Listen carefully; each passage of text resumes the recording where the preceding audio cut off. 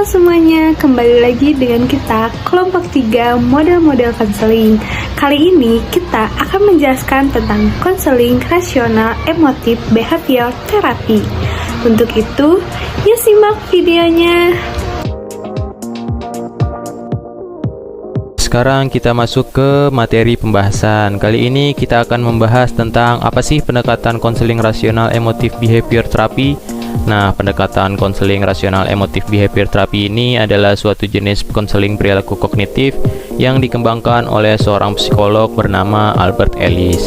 Pendekatan konseling rasional emotif behavior therapy ini adalah suatu pendekatan konseling yang berorientasi pada tindakan yang berfokus pada membantu individu dalam menghadapi keyakinan irasionalnya dan belajar bagaimana cara mengelola emosi, pikiran, serta perilaku individu tersebut dengan cara yang lebih sehat dan realistis.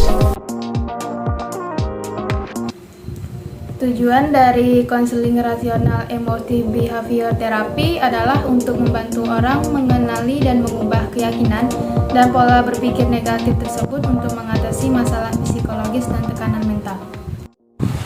Teknik konseling rasional emotif behavior therapy atau RABT. Konsep inti konseling rasional emotif behavior therapy ini adalah model ABC. Nah, model ABC ini merupakan singkatan dari A, activating event, yaitu aktivasi ketika terjadi sesuatu di lingkungan sekitar seseorang. Yang B atau belief, yaitu keyakinan yang menggambarkan pemikiran seseorang tentang peristiwa atau situasi.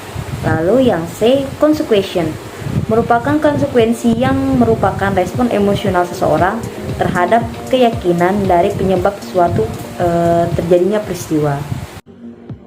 Menerapkan model ABC merupakan langkah yang penting di dalam proses konseling dalam pendekatan rasional emotif behavior therapy, yaitu mengenali keyakinan mendasar yang mengarah kepada tekanan psikologis. Yang pertama, seperti merasa sangat kesal atas kesalahan buruk orang lain. Yang kedua, percaya bahwa seseorang harus benar-benar kompeten dan sukses dalam segala hal untuk dihargai dan berharga. Yang ketiga, percaya diri bahwa akan lebih bahagia jika dapat menghindari kesulitan atau tantangan hidup. Teknik perselisihan atau menantang keyakinan. Satu langkah untuk mengubah keyakinan seseorang dari irasional menjadi rasional adalah menjalani proses yang disebut perselisihan.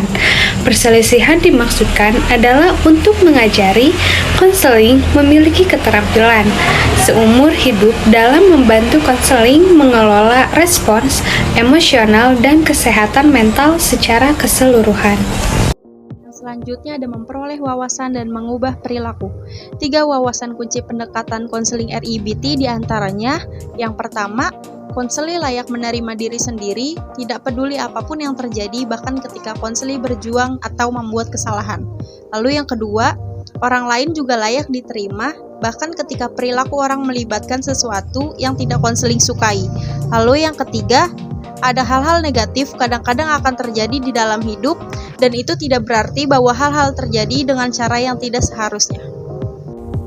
Selanjutnya, pendekatan konseling rasional emotif behavior therapy dapat digunakan oleh seorang konselor dalam memberikan konseling dengan konseli yang mempunyai permasalahan sebagai berikut. Yang pertama, kesusahan dan kecemasan. Yang kedua, depresi. Yang ketiga, perilaku mengganggu pada anak-anak.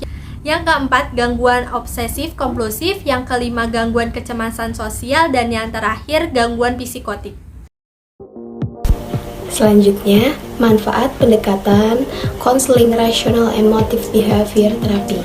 Secara keseluruhan, pendekatan konseling rasional emotif behavior therapy ini menawarkan beberapa keuntungan perilaku seperti yang pertama, mengurangi rasa marah, cemas, depresi, dan tertekan. Yang kedua, meningkatkan kesehatan dan kualitas hidup.